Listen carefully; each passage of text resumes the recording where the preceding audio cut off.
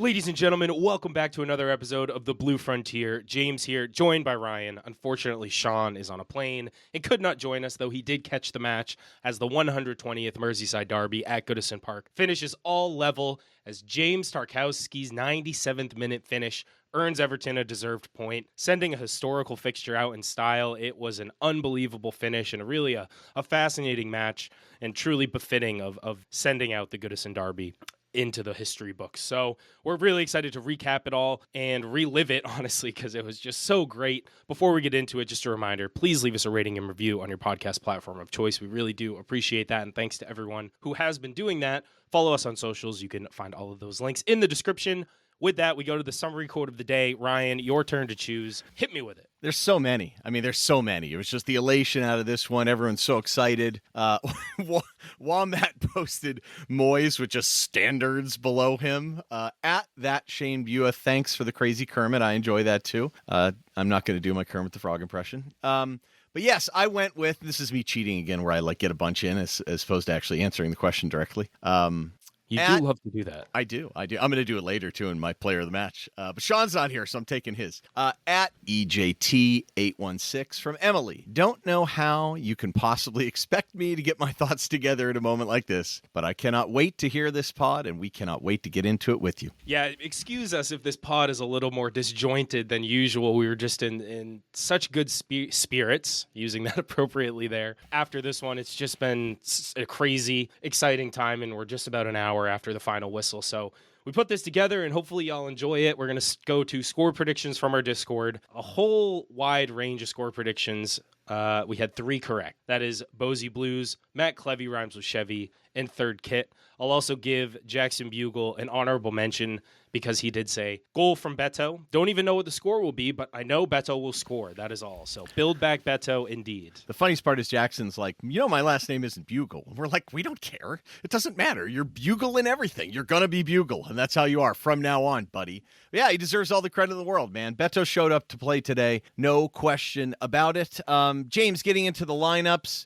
It's funny when you see the lineups and then you see the cards and stuff. It's hard to not jump ahead today, but, so much excitement. The lineup was almost unchanged with, I think, a very good addition. Yeah, most definitely. Mykolenko returning after being omitted from the lineup at the weekend against Bournemouth with the calf injury, I believe. Thankfully, he was fit, and Nick Weinstein a couple days ago had a good comment in the Discord. At the news that Mykolenko was expected to be fit, he said, perfect, need his biannual lockdown Salah match. Didn't quite get that today, but Salah was anonymous for a lot of the match. We'll get into that as we move through, of course. But otherwise, an unchanged team, unsurprising from Moyes. Jake O'Brien still at right back, keeping James Garner and Idrissa Gana Gueye in midfield, and then the front four stay the same. I know some people might have been expecting Charlie Alcaraz to go in for Doucouré, but that was never really a realistic possibility. Going into a match like today, you want someone like Doucouré in to just run and cause chaos. Yeah, not in this match, I don't think. And again, you know what you're getting from him too. He's probably going to have some technical issues at times. He's lost some of that over the years, but the effort's going to be there and he's going to battle. And sometimes grit is what matters most in the Merseyside Derby. So getting into the Red men from across the park. The one thing they have a huge advantage of is they should be pretty fresh from playing the FA Cup match because they had a totally junior lineup. I think the only 2 guys that went 90 that we'd see today were Jota, who didn't start, and Diaz. Diaz starting up top. I guess him and Gakpo kind of switched at one point, but it's almost a strikerless lineup, and not something we've seen too rare from Liverpool, but shows you what a great expenditure the Darwin Núñez deal was, who is on the bench. Connor Bradley starting at right back. We've seen that a bit. Maybe it's to deal with Njai. I don't know. I still think you go what you got. I'd stick with Trent, especially in this one. But yeah, Núñez on the bench. Curtis Jones from Toxith. He's a Merseyside guy. A little surprised that he's not out there. But yeah, you look at the bench and you realize this Liverpool team is just good. They're very coherent. They have a very distinct play style. They lead the league in goals, XG. Their goal differential leads the league. Their goal differential is like plus 33.1 according to FB Ref. Next is Arsenal 17.4. So these guys are rolling the league for a reason. But they did come off a loss against Plymouth Argyle. They did draw against Forest as well. So if there's ever some issues, some chinks in the armor, shall I say. The only thing you can say is they don't score a lot of set pieces, so maybe that's an opportunity for us. But look, James, we've seen their play style, right? It's very vertical. it is what it is, right? Yeah, we know that they press very aggressively, and they're going to try to get up at us as they do normally, but as you especially would want to do in a Goodison Derby, in the final Goodison Derby. You really want to try to set the tone early. Yeah, and the numbers are what they are, right? I mean, they've got the highest PPDA in the league, which is a measure of high pressing. They're really aggressive on defense.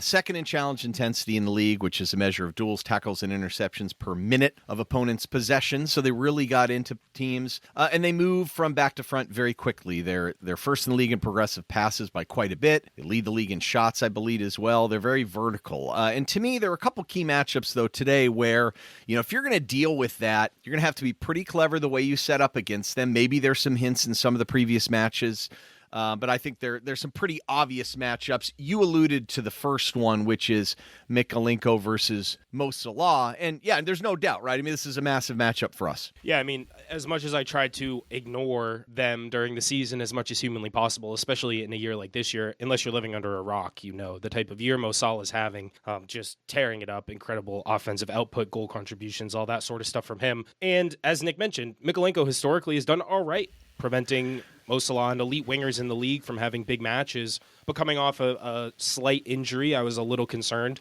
Maybe he would turn the tide today and really kind of run us ragged down that left-hand flank. And look, he's a little different player than he was when he first came into the league. He's more of an up-top guy. He's a final third guy now. He's not carrying the ball like he was. I don't know if you remember how he used to play at Roma and stuff. And when he first came up, I mean, he's not the same player, but if you give him an inch, I mean, you're going to be in trouble. We saw that a little bit today. I also thought a really important matchup going into it, James, was Beto versus their center backs. But, I mean, there are lots of matchups all over the pitch here. Yeah, most definitely. I mean, that was another big one, obviously. And really going into this one, I never watch them play or hardly ever watch them play unless I really feel like I need to. But I did watch the match at the weekend when they lost to Plymouth Argyle. And after that final whistle, I was like, that's... They don't need any extra motivation going into this match. I was a little worried that they would have a little extra fire in their bellies going into this one, and they would look to bounce back against Everton. I've watched them out of more morbid curiosity at times. I am interested how Slot has set this team up that's maybe a little different than Klopp did from purely an academic standpoint. But a lot of what they do, I mean, they are reliant on... They don't fire the fullbacks up quite as often. They're not getting in there and just firing crosses in the whole time. They're a little more vertical than that. But I was very curious how Van Dijk and Konate would do against Beto. I mean, Beto has shown signs of hold-up play. I think people have critiqued his hold-up play. I don't know if that's really too fair. I mean, he's battling with people. He just deals with it a little bit differently. But I think we all knew for sure if Everton were going to have a chance, Beto had to have a good game. I mean, he had to really battle these guys. We knew he'd battle them physically, but, flailing at them and missing and whiffing and smashing the ball off your foot, not being able to get up the pitch was going to be problematic, and he was going to be isolated at times. But I think he answered the challenge pretty well. And I think we saw pretty early in the match some of the way we were going to try and get at them. And I thought there were some decent signs early. Absolutely. I mean, first of all, before we even get into the timeline, have to give a shout out to the fans for the reception, all the scenes, the videos that I saw, the blue flares going off on Goodison Road. I mean, that was just spectacular. Again, the fans showing up with aplomb as they always do, but just really rising to the occasion and giving this the proper send-off it deserves. But as the match kicks off, you have, as you said, some good signs early. We win a corner in the 4th minute, a nice 1-2 with Doucouré and Lindstrom. I mean, it was setting off at a very fast pace and very physical. But both teams being very aggressive. Yeah, and that's saying you saw us showing some willingness to push up a bit.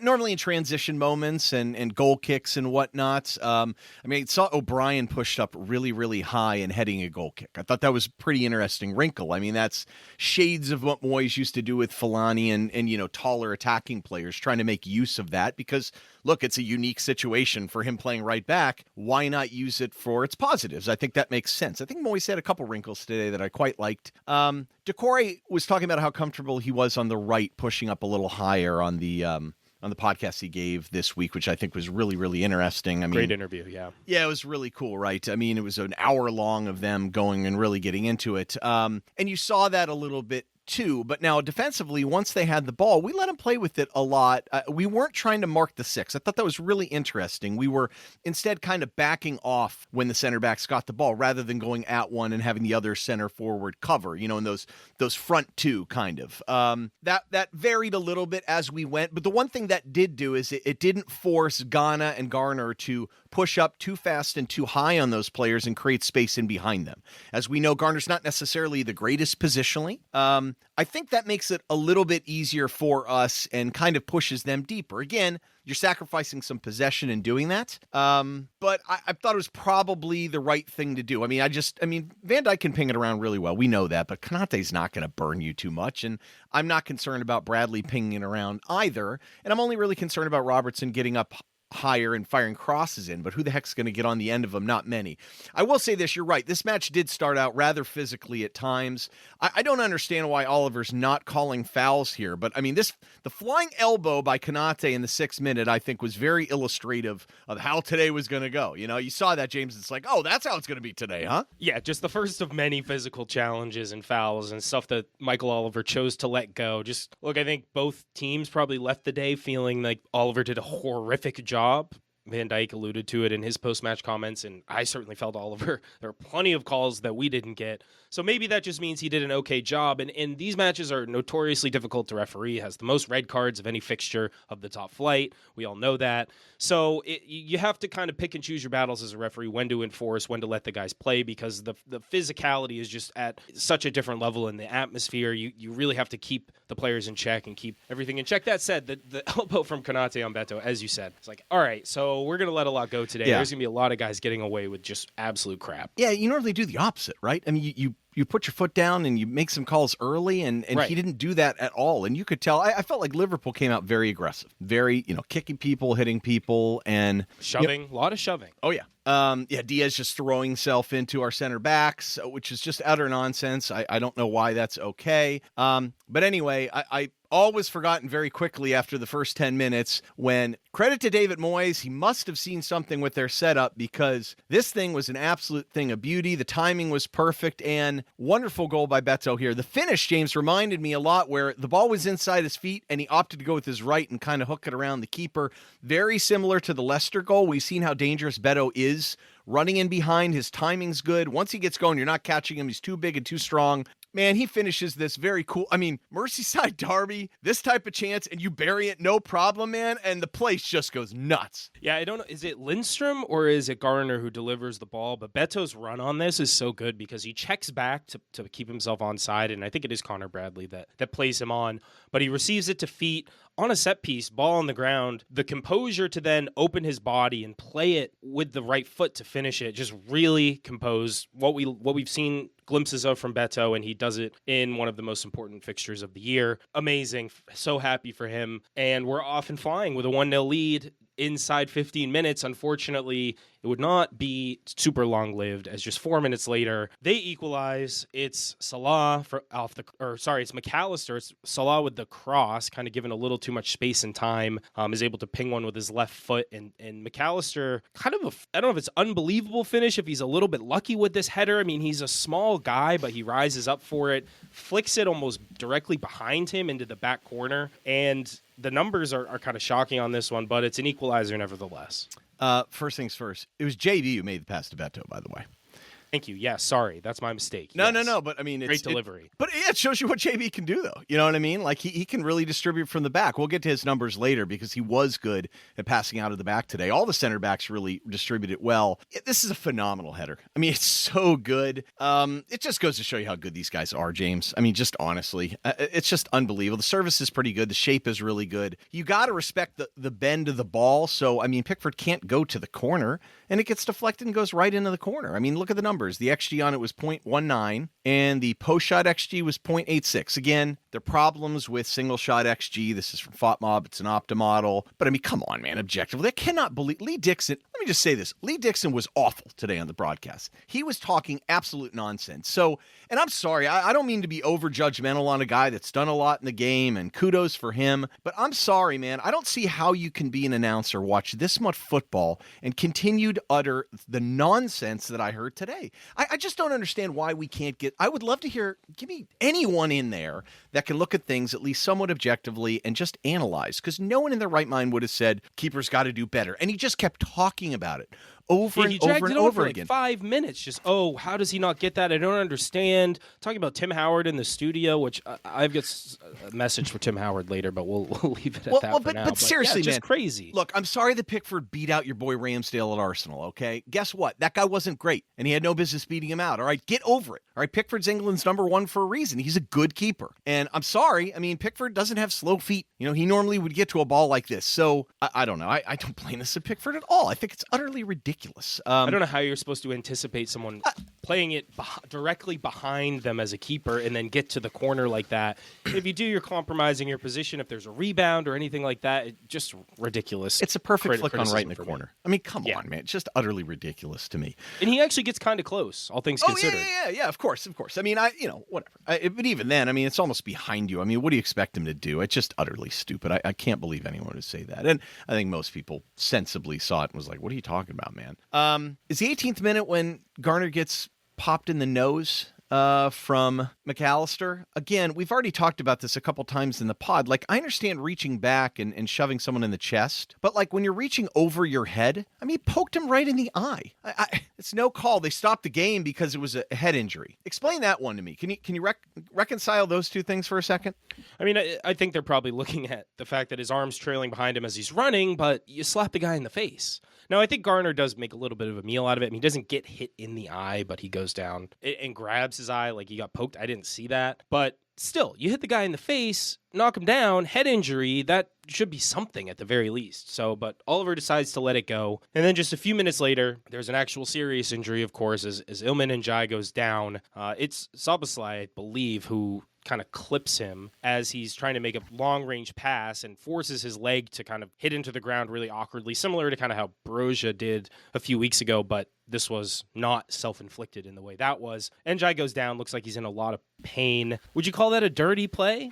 Man, that's tough. I mean, he knows what he's doing, obviously. He's getting close to him to do this. Probably not, but I don't know. It's unfortunate for sure. I'll give SUBLIME the benefit of the doubt. Not that he deserves it. Never mind. It's a Liverpool player. He definitely did it on purpose. Dirty. Thank you. But no, in all seriousness, too, this is crushing, too. I mean, Ndiaye, I think, has been our best player all season, debatably. You could tell he was so up for it, man. Like, the fact that he was doing the Beto celebration with Beto during the goal, like, he was so fired up and motivated, and I think he would have been a very difficult matchup for Bradley. I think he was early.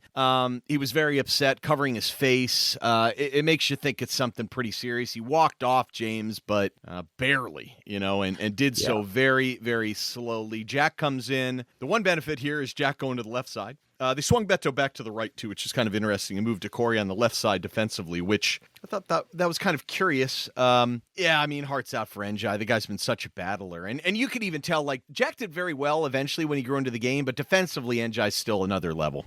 Absolutely, yeah. It's an immediate downgrade. In terms of athleticism, I don't want to get... Jack works, and is smart. It's just... Look, Jack has his pros as a player, but look, Ndiaye is our best attacking player without a doubt. Without a shadow of a doubt. So to see him go down, to see the emotion, I'm hoping it's a reaction to, I really wanted to play in this Derby game and I'm gutted that I have to come off, but I also, in my head, I'm thinking he probably knows it's something serious because he gets up and he tries to walk on it and see if he can continue, and then he knows he definitely can't, and that's when it kind of breaks down. So fingers crossed. I know Moyes said in the post-match they thought he might have opened up his knee or something like that, so prayers that it's nothing serious. I mean, it could have been a ligament thing. Is that an actual quote? Opened up his knee? That's a quote, yeah. Opened up his knee, I believe, was the exact quote. I don't know what that means. If he strained or tore a ligament. Again, it just didn't look good when your leg hits the ground that directly and you twist your knee, and we'll just hope that he's okay and leave it at that. But Jack comes in, as you said, on the left, which is good for him. Good opportunity to kind of show what he can do in his preferred position. And we move from there. And then just a few minutes later, this is when the yellow cards really started to fly. 27th minute, Robertson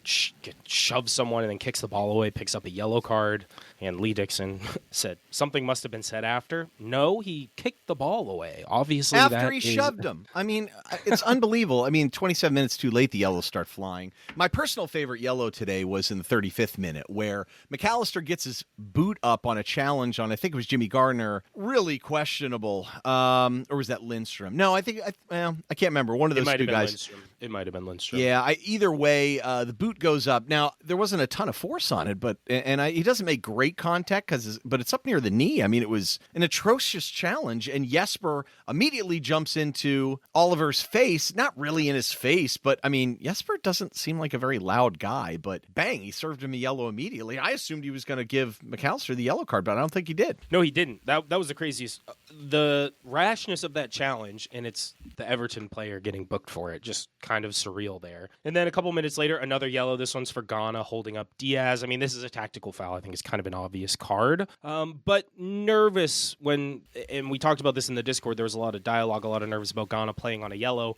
My thought actually was, I think Gana has like less than 3 red cards in his whole career. He's very disciplined playing on a yellow typically. But this is a big match. This is already shown to be very physical. A lot of tactical fouling going on. Can he stay disciplined for the remainder of the match? And there were some close shouts. I mean, even the end of the first half, I mean, he grabbed a player at one point. It's like, what are you doing? I feel like he started off the second, pushing it a little bit too. I mean, he's a veteran guy. He figured he probably knows what he's doing a bit. But yeah, he was playing a bit of a dangerous game. But, and he needed to be out there. And that's a big problem, if you think about it. I don't love the yellow there. It didn't seem totally necessary. I get it. The 46th minute, another yellow gets thrown out. Connor Bradley takes out Mikalenko after releasing the ball. Complete cheap shot. Again, what I don't understand is, once again, Lee Dixon, the reaction of the crowd is what drove the yellow. No, he wiped him right out. I mean, if people been to Goodison Park, I mean, you're right there on the sidelines, man. Like, you can't slide into someone. You can put him up in the freaking second row. So it's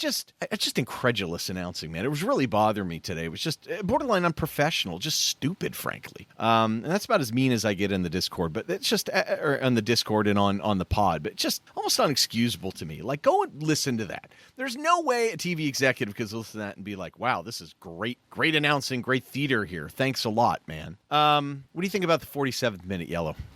This is the Doucouré one. He clips Bradley a little late as Bradley's trying to clear it. It's late. Look, there's a lot of late challenges. You saw us running up to guys sort of after they release the ball and shoving them. I think this is when Oliver decides, okay, I really got to rein this in a little bit, and just starts whipping out the book, whipping out the yellow cards. I don't necessarily agree with that one, but it was clear that it needed to be toned down a little bit, and some discipline was warranted. I mean, the indication here is you've lost the game a little bit, so maybe a little too late, but okay, fine, whatever. It didn't really cost us. I mean, that yellow does matter, but only after the game, and that's where it got fun. But a little bit surprised, almost against the run of play, SUBLIME hits a ball here at the end of the first half. I mean, this is a tremendous strike. What's a shame of it, too, is a bad header by JB on kind of a clearance to try and keep the ball back in, and he just kind of mishit it a little bit and fell right to the feet.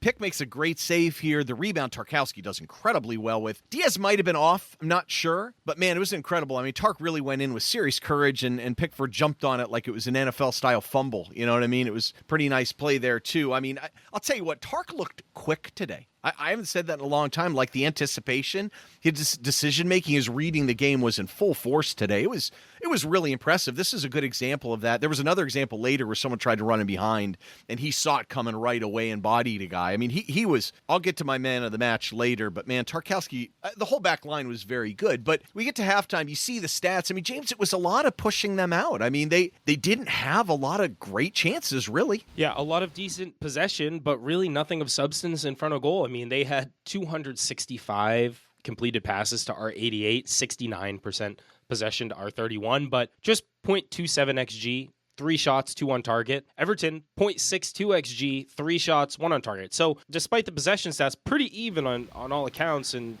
have to say it's fair to be level at the break. Yeah, I mean, Beto's chance is a bigger one than they had, really, necessarily. Huge, yeah. But I guess you say, set piece, whatever. What I thought the most interesting stat was 10 fouls to Liverpool, 6 fouls by Everton, and of course, we end up with 3 yellows and they end up with 2. Yeah, make it make sense, Ryan. It's craziness. That one, you're not getting it. But I mean, Everton were probably fortunate to get into halftime. Well, not fortunate, but probably happy to get into halftime because I feel like we were getting pulled apart a little bit and things weren't looking so hot, but it's hard to argue. I mean, we really pushed them on the outside a lot. They had a lot of possession, but really, I mean, they got into the final third, but really not in the box that often. So I thought the defense did a pretty good job, and it was a choppy, ugly game. And I think that's probably how we would want it. I mean, they play direct. It's not like they're playing beautiful football. So to force them to play a little bit more in the back and back with each other, I think was probably helpful.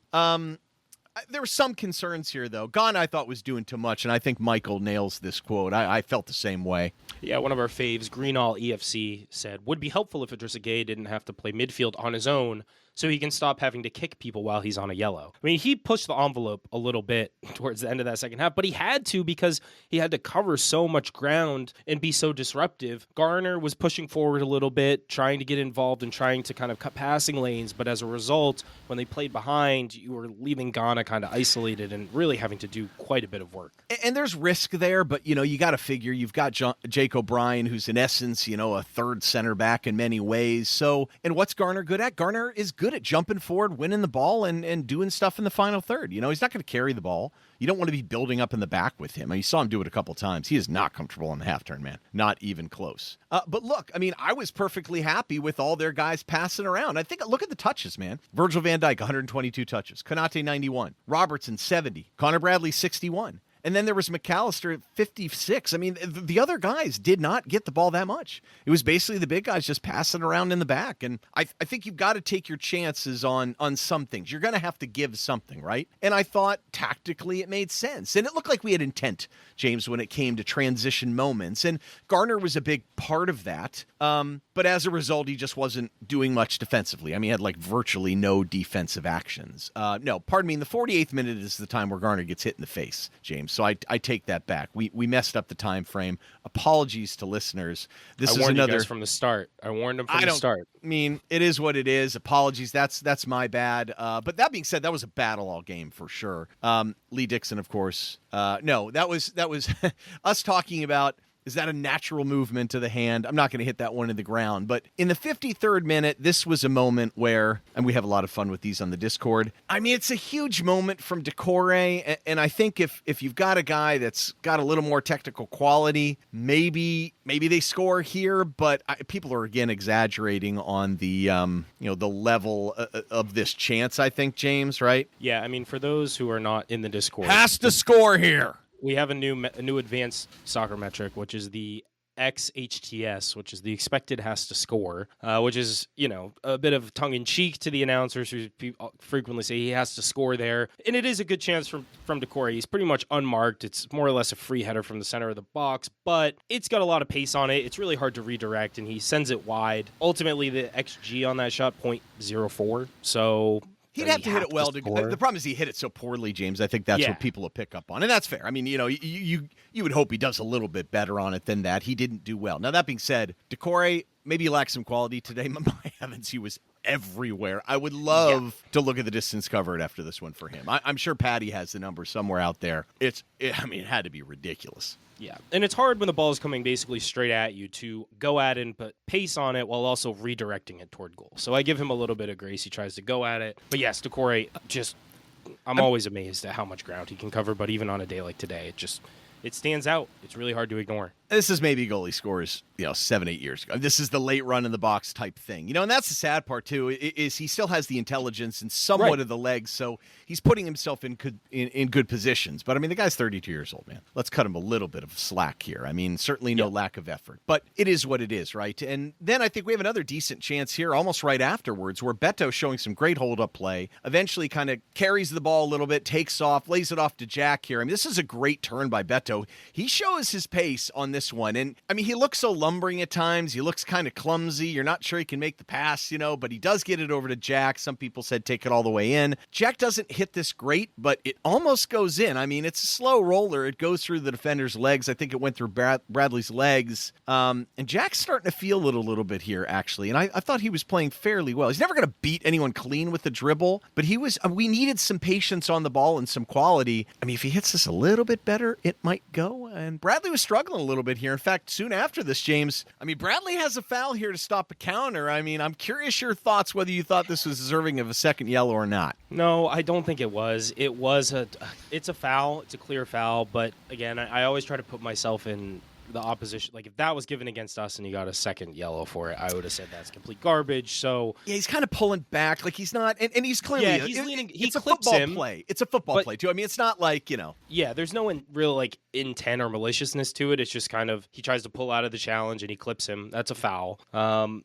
so I think seeing what Gana was doing too, like I think that's right. kind of a wash in a way. Straight up held and avoided the second yellow. If either one of those is a second yellow, it's the Gana one for me. So I don't think it's a yellow, but Slot had seen enough at that point because almost immediately after you see Trent Alexander-Arnold getting ready on the bench to come in and relieve him of duty. And he makes a double sub at the same time as Curtis Jones in, and they come in for Bradley and Gravenberch. Tactical subs, smart to get Bradley off at that point, but for all Trent Alexander-Arnold does going forward, does perhaps make them a little bit of a weaker unit defensively. Yeah, and the thing is, Gravenberch never really got into the match. 32 touches, didn't do a whole lot. And I think defensively, he's not perfect. He still gets a little lost out there. He was a couple guys. Gakpo the same way, 22 touches. You know what I mean? These guys didn't get on the ball that much, And so probably a smart sub. I was very curious how Slot was going to use Jones. You figured, okay, well, Jones will drop a little deeper, get on the ball a little bit. He doesn't have the physical presence that Gravenberch has. But not a lot changed. The thing is, when you bring Trent on, they're going to probably go through him a little bit more with the ball, but I had no problem with that because I think us tacking on the left was probably the right way to go because Jack was feeling it a little bit. Very interesting play almost right after him coming on the pitch. Some of Curtis Jones's first actions were a studs up challenge on Lindstrom. He doesn't go in with force, but James, this is pretty irresponsible. Yeah, it's reckless. He's lucky he doesn't clip him more severely because that could have been serious foul play. It was bordering on it to begin with, but I just don't think there's enough contact to justify the straight red, but definitely a yellow and discipline early on. Hopefully you kind of sent, again, Oliver just trying to send a message. It's still getting out of control and still I think is totally wild for both teams, but Oliver trying his best to, rein it in a little bit. Yeah, and it's tough. The tone has already been set, man. It's a tie match here. Things are going crazy. The crowd's into it, and we were playing all right. Everton was really right in it at this point. So, and you could feel a little momentum coming Everton's way. Now that makes you nervous in its own way. Soon thereafter, Szoboszlai gets into the box. He goes down, and upon second glance, he basically stepped on Mikolenko's foot. Yeah. This is no problem. VAR checks it, moves on. That would have been an absolute travesty. And in the 66th minute, we get a corner, and this is a decent chance, really. Doucouré does a great job tracking this ball down. Beto showing a good first touch today. Just most of all of our good stuff went through him. But I just felt like we were coming on here at this point. And anyway, we draw the corner here. Doucouré gets the corner. And right after the corner, sure enough, we score, but not going to count, James. This one was pretty obvious, right? It was obvious. Oh, you thought for a second it was... I thought for a second, because I didn't really get a good glimpse of Jake O'Brien in the build-up, but he, of course, had come back from an offside position to play the ball to Branthwaite, who then plays at home. So it's not Branthwaite who's offside. So you saw Branthwaite after he scored kind of wagging his finger. What am I going to say? I know what you're going to say. I'll let you say it. That's why you don't put players on the post, folks. That being said, Jake's kind of hung out to dry here. I don't expect him to be able to hop all the way back on here, But the point is, you felt some momentum. And Arne Slot clearly thought that they had some momentum, too, because he makes another double substitution here. Gakpo and Robertson go off, neither of which I think were particularly effective. Kudos to Jake O'Brien for shutting down that side of the pitch, really. That's a lot of what it was.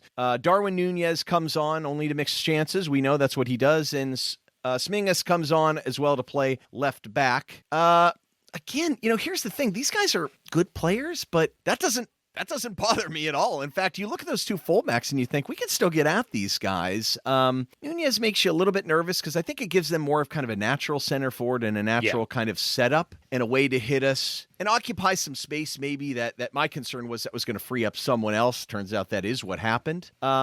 But honestly, we have a chance here in the 70th minute, which, man, I thought if we were going to score, this is going to be the one. It just kind of fell to the wrong guy, or so we thought at the top of the 18. Like Tarkowski's going to turn and shoot one into the net perfectly in the corner, right? No chance of that happening. That would never happen. That's crazy talk. I mean, it's Lindstrom who makes a good move down the wing, and it's a low cross. Liverpool struggled to clear it. Falls to Tarkowski, as you said, kind of at the top of the 18, and he probably should shoot this in that moment, but he kind of hesitates. He lays it off to Doucouré, who tries the one-touch shot and just hits it over. Again, that's the second or third opportunity Doucouré's had in the half that he hasn't put on target, so a little bit frustrating, but as you say, Ryan, we're still in it. We're still creating chances. Still feels like we can totally get the win in this game. And then in the 72nd, you have to say it feels kind of against the run of play. It's the Liverpool taking the lead, and it's just an inability to clear it ultimately from Everton. It's tough because you look back and you look at Doucouré, the way he played the match. I mean, obviously all heart, effort was all over, was a big part of some of our chances. I think people are going to point to the giveaway on the first goal, which, yeah, I'm sure he'd rather have that decision back. But, I mean, we had plenty of those giveaways. I don't think you could just point to that and suggest that's Doucouré's fault for the goal. I mean, he certainly contributed to it. He misses the header. This shot, James, I mean... He hits it over. The ball's kind of bouncing a little bit, but I just had this bad feeling after that happened. It was like, wow, we had a couple chances, literally scored, and you just kind of knew their quality might show. But I mean, this play is just a comedy of not errors, James, for their second goal, just kind of bad luck. I mean, Tark tries to clear, he's just a second too late. O'Brien tries to jump in, and you could tell he didn't want to be overly aggressive there because there's a chance he could foul. Then JB, of course, flicks the header that falls right to Salah. I mean, it's just a lot of this is just bad luck in my opinion. But I don't think we responded very well after this goal, though, and I maybe we were deflated. You know what I mean? It just looked like it was a passing drill after that. I certainly felt deflated, and Lee Dixon predicted it like a minute before Salah eventually scores, in that he's like, Mo Salah has been kind of anonymous. I was on the Discord and predicted it first. No, I'm not giving him credit for that. Big freaking whoop-dee ding-dong. Well, it's the only thing he deserves credit for the entire match, I might add. That's fair. I'm fine with that, but I'm giving him credit for this because he did say, look, Mo Salah's been anonymous most of the game. Maybe he'll pop up and be the difference maker. Not 2 minutes later, he's the one who puts it home. But as you said, the quality matters, though, James, right? I mean, they do have quality. I mean, you can't deny that at all. Can't deny it, and you give him an opportunity like that, and he's going to score the vast majority of the time, which he does. And that's a 2-1 lead to Liverpool. It did feel deflating. I felt like it was going to be... Undeserved, right? I take undeserved. It back. Undeserved, and I didn't feel deflated by the goal itself. I felt deflated by, like, the following 5-10 minutes. That definitely took the wind out of my sails because we did not respond well to going down. Yeah, it was brutal. I mean, they had so much of the ball just passing it around us for the next 10 minutes. I mean, Trent Alexander-Arnold had 14 passes in the final third, by the way. He played like 25 minutes or something. Moyes clearly seen enough. Interesting sub. It does do a couple different things for you. I like the sub. I thought it was a good move, but this is certainly a risky sub. I don't like what he did with Alcaraz, though, when he made the sub and where he put him. Yeah, I like the aggression from the subs. Of course, as you probably know, it was Timur Bunum on for Gana, get the man on the yellow card off, and clear that we were tiring. Beto looked gassed. Lindstrom definitely looked gassed as Alcaraz comes on for him. But he puts Alcaraz out wide and a little bit deeper and keeps Doucouré kind of in that number 10 spot, which, I don't know, I just felt like that wasn't the best utilization of personnel in that moment, and I don't think it really helped us immediately. Yeah, I mean, Doucouré, maybe you have him in there to win physical battles, I guess, but fundamentally, I think Alcaraz would have been better there. Maybe you keep Lindstrom on, but I think Jesper's had some issues with playing a full 90 very effectively. Maybe that's the thought there. I love the Tim sub on right now. I know I'm not his biggest fan, but this is the exact type of situation you want to put him on. Getting on the front foot, flying up at guys. We know he's a good athlete. Maybe he lacks a little quality in the final third, but he can get on the ball and dribble and carry a little bit. And he's a physical force. I think this sub mattered. It took them a while to get their kind of feet under them, but I mean, from the 85th minute on, Everton had 62.4% of the possession and a couple big chances, I think, starting almost right away from about that 85th minute spot. Yeah, and this is Doucouré, so, I mean, good that he's in this position. It's really good hold up. He lays it off for Beto. It's an aggressive shot from Beto, probably 25, 30 yards out, tries to shoot from distance, and he kind of scuffs it.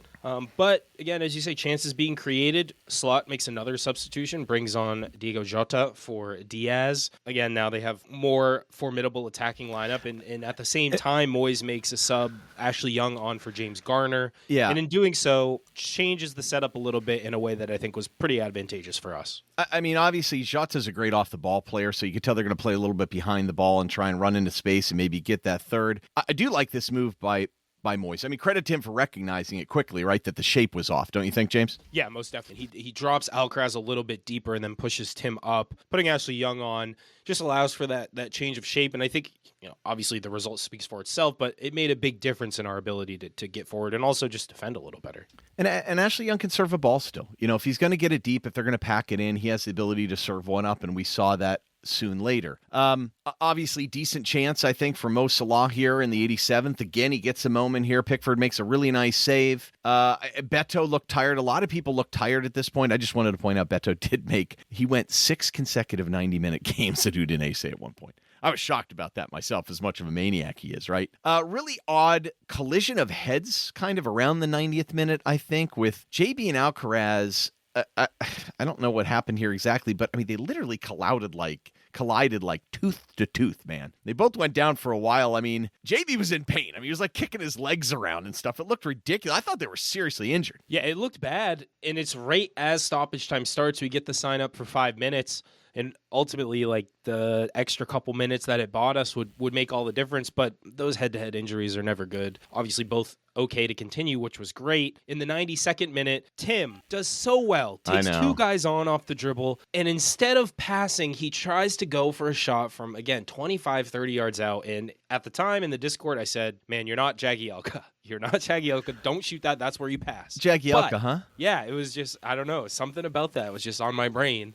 And then the Jagielka's successor steps up in the 97th minute, the moment you've all been waiting for as we've had this gigantic 40-minute preamble for the podcast.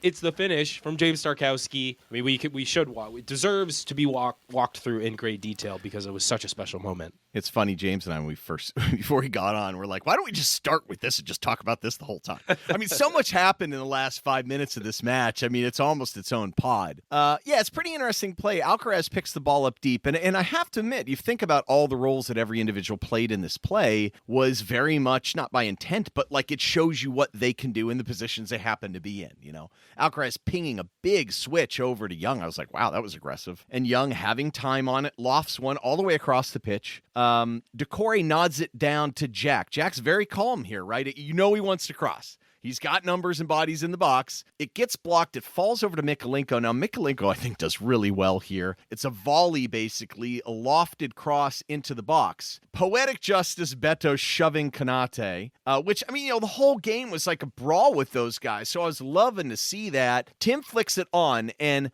O'Brien's got his guy sealed, and you see Tark coming around the corner. I'm like, oh my goodness, this could be a big chance. But never in my wildest dreams did I expect him to show this kind of technique. I mean, James, this is a perfect shot. Unbelievable finish from Tarkowski. Right place, right time. Does so well to time the late run into the box. As you said, the Mykolenko cross, it is very good, but it also reeks of desperation of like, we were just clearly trying to get it in the box by any means necessary and just hope that it would bounce and we get something lucky.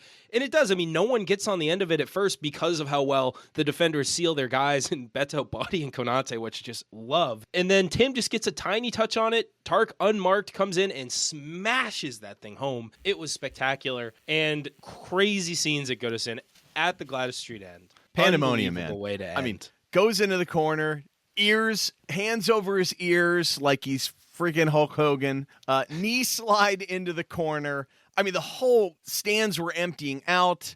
Everyone jumping on the pile. What I loved is someone grabbed the corner flag out and decided to claim that corner of Goodison for Everton, apparently. I'm like, that's interesting. Blue smoke bomb goes out and the whole thing of it. Just absolute insanity. I mean, I couldn't believe it, man. I mean, it was emotional. I mean, you just saw it and you're like, oh man, we got to get something out of this. And in many ways, I think this is deserved. I thought we played a really great match. I love some interesting comments here we had on the Discord. I mean, the Discord goes crazy. There were so many great reactions to this. I mean, this is really just an amazing Merseyside Derby, magical moment, and a great way to send Goodison off for this derby for sure. Yeah, absolutely. We had a good comment from Sleazy Toffee, Lindstrom Stan, who said, the ball fell to Tark. He froze, remembering how costly his earlier hesitation had been. But in that most desperate of moments, When all seemed lost, the spirit of Michael Keane entered him, and he smashed home a ball that will echo for all eternity. I mean, this is total Jagielka, though. I mean, that's the exact feel I thought immediately on it. But at home instead of at Anfield, which is just makes so it so much sweeter. better. Yes, in many ways. Yes, we've got to show the XG. The XG on it was 0.09, and his post shot was 0.53. Not sure about that, but the strike is absolutely perfect. I mean, laces, tailing off into the right corner, nothing Allison on a full volley. About it. On a full volley. Full volley. Yeah. I mean, lock the ankles, beauty, man. Replay that one for your kids to watch them how to strike a ball properly from a center back. That's another one where you're like, these guys are just good. I love the Landon Donovan tweet out here. Get in, Everton, up the Toffees. That was great to see, man. You know, good to see Lando and some of the guys jumping in on that one. Yeah, some interesting reactions at home. My daughter told me I was annoying. She texted me while she was upstairs, like, shut up, basically. So I feel Darash on this one. Yeah, Darash on our Discord. Maybe the comment of the day. He said, my wife thought I was having an affair, the noises I was making. Now, I don't know what kind of noises those would be that you could not elaborate. It, I'd prefer we not won't to know. Go into it. Yeah, we'll leave it at that. But I just thought that was hilarious. I also have to admit, and I deserve to get flack for this, so, you know, do as you see fit. I try to get our post-match tweets out right after the final whistle so that we can get the instant match reaction so we can do the pod. I had a full post-match tweet typed up about us losing and the despair and despondency and how upsetting it was. I deleted it so fast, and was very happy to do so, but ye of little faith, that's me today. I'll take the... Awful to write, though. Like, it's like, oh, it was very unpleasant, so I lost my mind. I almost threw my laptop across the room when Tark scored that. I was running around screaming. I mean, pretty amazing, too. The whistle blows almost right afterwards. A long ball goes forward, Tark wins a header, and that's it, and they blow it. But the game, within the game, was not quite over yet. Doucouré runs over to absolutely let the Liverpool fans have it. And frankly, they were carrying on after the Salah goal about all sorts of nonsense. So, you know what? Good. Give it right back to him. And Curtis Jones comes out of nowhere and like flips out and attacks him from behind. Both get their second yellows, I think, because he saw him raise the yellow first. Much delayed, but I mean, this set off a whole like battle going on here. It was hard to follow everything that was happening. But you know, honestly, I thought it was utterly ridiculous. Slot gets a red at the end for complaining still to the referees. Like, what are you complaining about? The time? We had two guys down, borderline out cold on the pitch at one point. Like, I just don't understand what they're whining about, man. You lost. It was a fair play.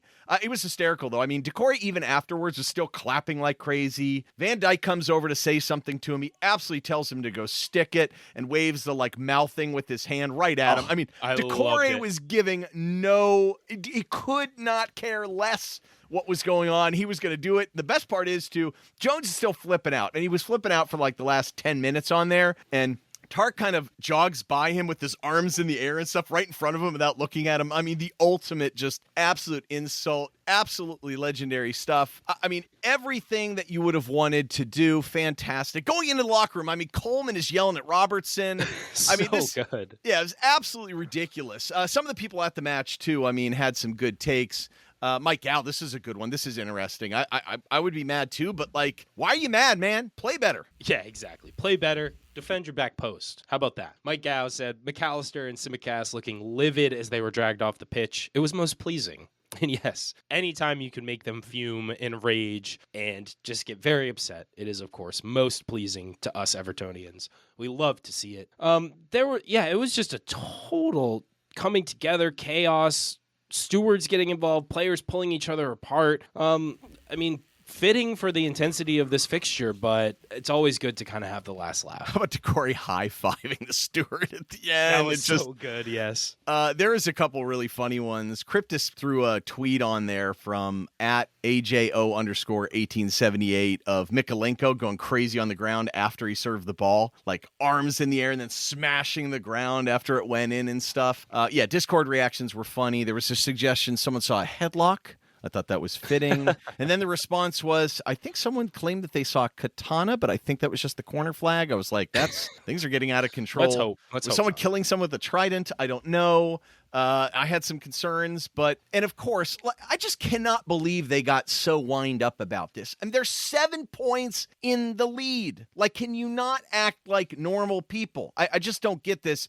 And of course, after the match, Virgil has to be the classy guy he is, running his mouth. And Fabrizio quotes this out, but you heard it, James. It's just absolutely ridiculous.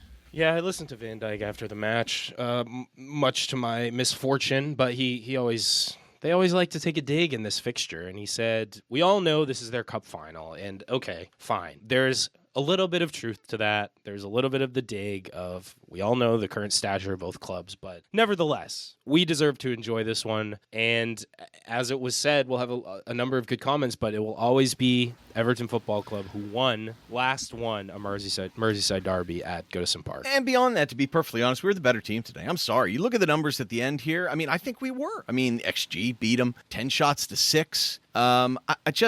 Yes, you can look at it. Beto finished well, but man, think about that, man. They had an XG of 0.65, all from open play, and their post-shot XG was 1.72. So basically, I would say McAllister's too. I mean, it's a great play, but that's not. How many times out of 10 is he pulling that off? Maybe one, not even. Yeah, maybe one. Right. And the ball falls after hitting 3 of our defenders eventually to Mo Salah. I'm sorry, that was pretty fortunate. For the most part, we kept him outside. You talked about what an unbelievable attacking outfit they've been this season, and we held them to effectively very little besides the 2 goals that they had. Look at the touches in the box, right, James? 18 touches in the box they had. We had 16.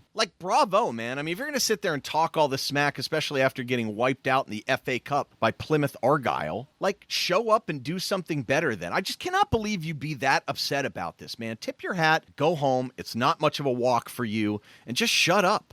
Seriously, I think Everton deserves a lot of credit today. I thought Moyes made good adjustments, and everyone was at it, man. They stuck with it. They held together. I just love how they physically battled. I don't think anyone can accuse this team of not having heart, man. The stuff that they have been through, I just felt this was very cathartic to me, James. I got a little emotional here, too. The fans at Goodison are amazing, by the way. God bless every single one of them, even when I disagree with them on Twitter. But the point is truly, we're all seeing light at the end of the tunnel now, right? You know what I mean? To get a point from this, you think about the table now, we're tied for 14th. Spurs, yeah. 27 points. It's such a brighter outlook to what we were at even a month and a half ago. Things were looking really dark, and now 3 great results, unbeaten in 4 in the Premier League. That's remarkable, and to send out the Goodison Derby in that way was incredible. And as you said, on the back of a really good showing from the fans who have been through so much in the last 4 years, really the last 40 years, honestly, and to still show up in that way and show the level of support was a beautiful sight. Yeah, I can't even imagine being at that one. Shout out Steve B, by the way, who is in our Discord and was there. I assume he'll probably have posted some images and videos by the time we're done recording this. But what a match to go to risk it, to go to the Derby, and to be treated with that historic performance. Special. Yeah, and speaking of performances, I think there were some good individual performances today, contrary to what Matt Ambrose thought. Did you hear that? He's like, I don't think I could say a single player played well. Well, except for one guy. I was like, come on, man. What are you expecting? We held these guys. Have you not watched this team play? This team has exposed a lot of teams with the way they played. I think a lot of people probably came away from this match thinking, how are these guys rolling the league?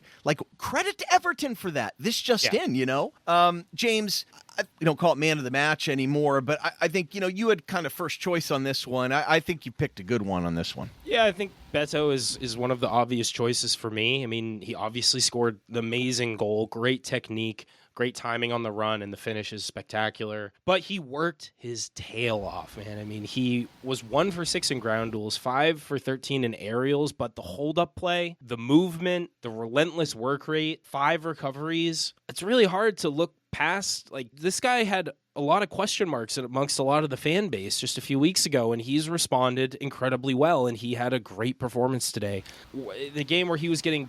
Those are two very physical center backs that he had to work hard on the entire match. He went the full 90 plus 7 and delivered. I mean, look, 14 to 20 in passes, too, with those guys on his back. 34 touches. I mean, he got on the ball more than maybe you would have thought. Certainly more than his counterparts did up top for Liverpool. And I think that says it all for the guy. And it's not, you're not going to win a ton of duels up there because you've got those guys on your back, but I thought the touches looked cleaner. He managed to find our guys a couple times. Yeah, he had to carry the ball a little bit deeper sometimes to do it, but I was very impressed. You could tell he's a bit of a gamer, you know what I mean? And the chaos factor was there at times, but I thought you saw a little bit more quality on him. And he's inconsistent, but I thought you saw a lot of good Beto today, and we know who's happy about that. Yes, of course. The Beto bugle, Jackson, who said, "There's no arguing Beto. We exist because Beto allows us to. Dogs became man's best friend because Beto felt bad for men. Beto stopped the Cuban Missile Crisis just as a flex." I mean, I just love the enthusiasm for Beto. When so many people had written him off as one of the worst purchases of the Thewell era and all this crazy stuff, he's just proving a lot of people wrong, and I love to see it. Yeah, I mean, he's not Chuck Norris, but, come on. He's close. You think I he's think close Jackson to Chuck would argue Norris? otherwise. I think Jackson has a little bit of a problem, though. I mean, that's. I mean, I love the guy, but I think we're teetering on sanity here. And the thing is, you can look at Konate and say, the guy was 9 for 9 in duels. You may never see that all season, but he also was 2 of 7 in long passes. Why? Great, he'd come down with a ball and have to hoof it out of bounds. And you saw it a couple different times. He made life miserable for those guys, and they were attacking Beto. They pulled him down. He had a conversation with Oliver on the half saying, "They're holding me. Like, what do you want me to do here?" And Beto never got carried away with any of it. He had one late tackle, which good for him. He gave it back the whole time, and he was critical on the second goal as well as scoring the first one. So I went a little different direction. But look, James, let's say, in general, I think our back line did pretty well collectively. Without question. You could look across the entire back line. Jake O'Brien just continues to do a phenomenal job playing out of position. Doesn't look that uncomfortable. Numerous times they alluded to the fact, why is your right back 6'6"? Well, he's big, but he's quick, and he's agile, and he's a lockdown defender. And he was 4 for 7 in long balls today. He had 5 clearances, 4 for 6 in ground duels, 1 for 4 in aerials, drew a foul. Really solid performance. And then you look at the center halves. They were both also superb. Yeah, JB was pretty good, right? 4 or 5 in duels, 1 for 1 in tackles, 1 interception, 3 recoveries, 2 blocks, but 16 clearances. No one had more than 11 on the pitch. Crazy. 11 of them were headed clearances. Never dribble pass, 7 for 11 in long passes. And I would argue that Tark even played better. Let's talk about Tarkowski's numbers. 85% passing, 1 key pass, 7 passes into the final third, 7 for 9 in long balls. Now, he didn't have an assist like Jake did, or like JB had, but 9 clearances, 5 for 8 in duels, was fouled 3 times, and he smashed home the winner, man. I'll tell you what, he did an interview with TNT afterwards. Fans are going crazy. Jagielka was next to him in the interview as part of the crew. He got a little emotional and stuff, man. It was wonderful. Just for him to have, that guy when he signed, I'm sure did not realize what he was getting himself into. And he's been a rock. To his credit, I was very skeptical when we signed him. I thought, oh boy. But he's a good box defender. He's clearly a good leader. And man, I thought he was just at a different level than I've seen him in a long time. And kudos to him.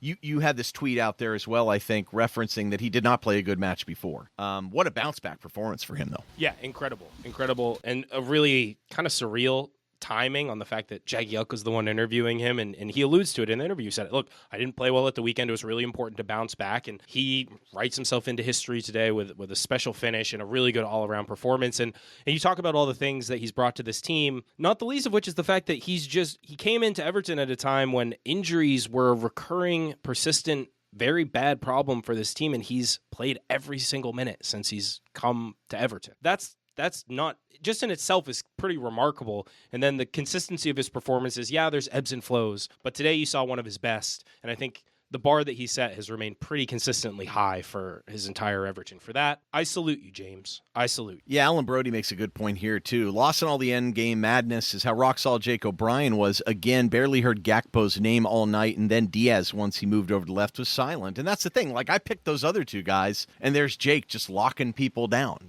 and moving the ball around really well. But I think what's most important is, too, that it was dawning on me, James, as we were maybe headed for a loss, that that was going to teeter the balance here in the Merseyside Derby history at Goodison Park. You know what I mean? This is kind of a crazy stat, really. Yeah, I saw this leading into the match that it was basically all level. Everton at the time 41 wins, Liverpool 41 wins and 37 draws, and then it's crazy that it's been that even. Obviously the other side of the park not quite so even. We won't talk about that today, but ends with 41 wins for Everton, 38 draws and 41 Liverpool wins. A remarkably even result distribution at a single ground. You'd almost think that's like statistically impossible, but here we are, and Liverpool will not have the upper hand in that metric ever, which is great. And it's hard not to look ahead, but I mean, I think when you look at the table too, things look a lot better for Everton for sure.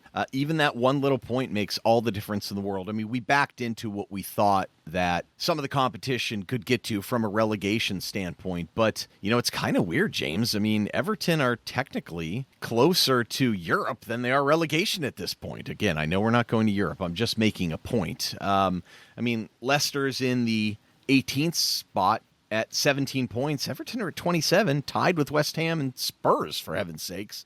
Not on goal differential.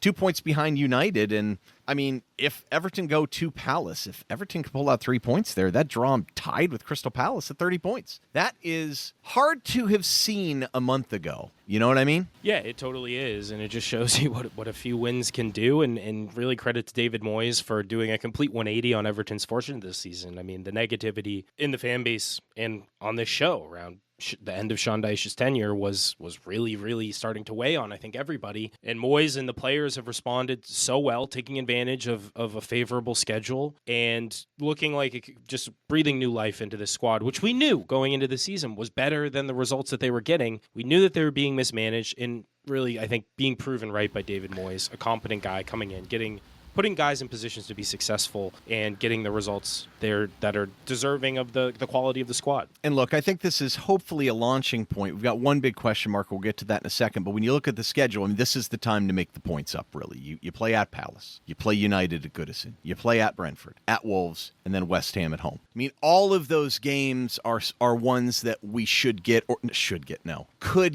a result from. So all you do is get, say, 5 points out of those next 5. That's all you do. I mean, that puts you at 32 points, man. I don't know if Leicester's even going to get there. So the point, this is just massive. I mean, you pick up 2 wins, I think it's over, in all seriousness. Because ultimately, we're going to beat them in goal differential anyway. So even though we're 10 points, it might as well be 11. You tack on 2 wins to that, man, I think it's over. I think that puts Everton at 33 points. They're not getting to 33. Even if they do, we'll still beat them out tied at 33. And, I mean, it gets really tough in May. The only curveball to that, James, is the skill man. And, man, it's the only downer after this match that I started thinking about, like, man, but I'd rather have it happen now than happen before. Yeah, if it is, and hopefully it's not, a long-term injury. I mean, if he's out for this run of 5 matches, that still is a huge loss. Let's hope that it's just for sure something minor. But there's no doubt that would be kind of devastating to our attacking prospects. But the silver lining coming out of today is that you saw Jack Harrison come in on the left, which he really has never had the opportunity to play at Everton, and looked like a totally different player than he does on the right. He looked comfortable. He looked better the other night in the cup match when he came on with Alcaraz. And I think Alcaraz, too. I mean, Doucouré is suspended for a match. I would think Alcaraz could come in and fill in, and maybe we'll see a little chemistry. I mean, there's no reason for us to entirely sit back at Palace. No. But we'll see. I mean, look, Mike Wombat Combat on the Discord mentioned that. Harrison has looked so much better on the ball, true improvement, looked good on the left, still just slow, and he's right. And it does worry me a little bit defensively, but it won't be lack of effort for Jack. There's a little bit of a lack of numbers. So maybe you keep Alcaraz on the bench and kind of play him in a wide position, but I don't know. I mean, the only other concern is that that's a lot of minutes for Beto, but man, he does not seem like he's stopping anytime soon. And I think that's the really positive thing that's come out of that. I don't doubt that on his best day, Dominic Calvert-Lewin may be a little bit more well-rounded and better player than Beto. But man, on these types of chances, which we're not having too many of, Beto's scoring. And it makes a big difference at center forward. I mean, as much as I want to try and be all fancy with my models and my evaluation criteria, there is something to be said for a center forward that does what? Does score goals. And he's scoring goals, James, right? I mean, is this Beto's best performance as an Everton player? Tough to beat the 2 goals just a few weeks ago, but all around in terms of the just thankless work that he had to do, someone like Dominic Calvert-Lewin has done for years, I think this probably is at the end, it's a really good performance from him. He had to run around. He had to do a lot of dirty work, and he gets the goal early on that set the tone. It's probably his second best for me behind that match, but the occasion of it all, I think, might elevate it just to that number one spot. The crazy eyes after he scores was good. I mean, he was so... And the bronze celebration is just great. That was awesome, man. Yeah, I'm really happy for him. I think everyone... That's the nice part about Beto is no one questions his effort, and he's just an easy guy that Goodison gets behind. So if he scores, man, it's got to be a good feeling for him. I'd love to see the post-match interviews with him on this one. I can't wait to see the All Access and some of the stuff afterwards, man. Yes. This is going to be brilliant stuff. Couple comments out there on Twitter. First one is from Blanco Nino at Blanco Nino. Wow. It's all caps, just so you know. That's what that means. I know this stuff. I'm young and hip. Boys showed so much. He was going to say the word, wasn't he? You already said the word, by the way, in like the first 5 minutes, man. Hey, it's okay. It was a different context. Yeah, whatever. Spice. Kind of speechless. Frenetic first half, but stuck in for all 90 plus. And Tark with a rocket. Duke's winding up the Reds at full time. You love to see it. Get these guys out of our house. Bye-bye. Prayers for NJ. We need good news. That summarizes it. I mean, it was an emotional roller coaster, man. These matches are just like that, but this is why we love sport, man. And love this. It just means so much. When we scored at the end, to see the reactions of people I've been at plenty of sporting events where I've been emotional and pumped up, man, but it's just all that Everton's been through, just magical.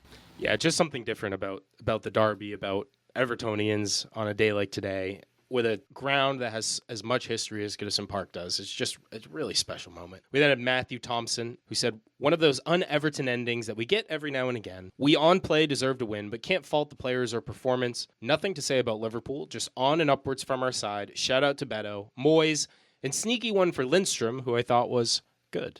We didn't really talk about Lindstrom, but yeah, Lindstrom looked okay. I mean, I think probably wasn't my choice for a top performance, but looked good, especially early on. Well, I think they tried to go down that side a bit, and he had some combination play with Doucouré, but ultimately when NJ went off, you moved Doucouré over to the left. So I think that route one-ish type attack plan was kind of thrown out the window a little bit, and that's fine. You know, that you adapt. And the one thing Lindstrom's shown a lot is a lot of character and willingness to defend that I haven't seen him do a lot of that in the past. So he deserves a lot of credit out there. I can't believe what did he say to get the yellow so fast? I don't know. Crazy. But look, man, this is a crazy match. I love the finish. I thought it was very fitting, man. Just a very special moment. But yeah, I mean, I think it's tough to close this one, James, because, I'm still pumped up, man. I'm still fired up. I've really enjoyed this. But I think if there was a closer, I think this one's pretty good. Yeah, I can't honestly put it into words better than Amen Hanya does from our Discord. So we'll just leave you with this to end it. Whenever someone asks me why I'm an Everton fan, this is the match I'll talk about. Overwhelming underdogs, paper-thin squad, ref against us, and then when all looks lost, we find a way to salvage a point. How can you not love this club? Couldn't agree more, and I think that's a perfect cherry on top of this episode of The Blue Frontier. We thank you all very much for tuning in. We hope that you enjoyed it, as frenetic and crazy as it was. If you did, please leave us a rating and review on your podcast platform of choice. We appreciate that a ton. We'll, of course, be with you at the weekend following the Palace match. Looking forward to that. Until then, until next time, Ryan has one more thing to say. Can I say it this time? Yeah, you can. Up the Toffies!